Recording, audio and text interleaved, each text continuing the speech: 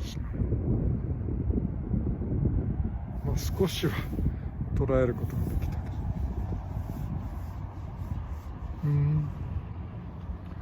まあそんなところですね。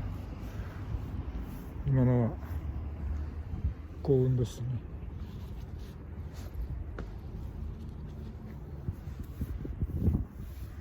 さて、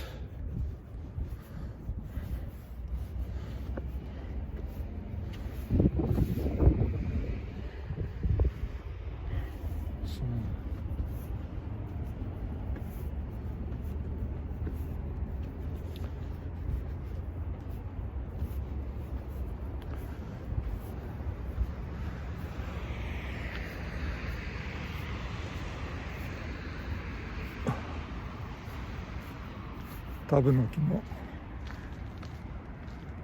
横に第一ベンチがあります。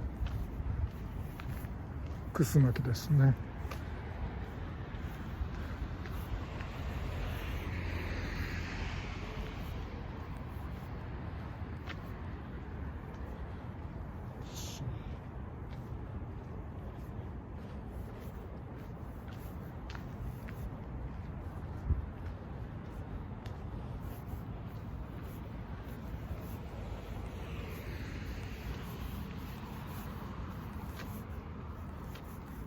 もう忘れてる、木の名前を。しばらく使わないと頭の中に浮かんでこないな。第二船着き場です。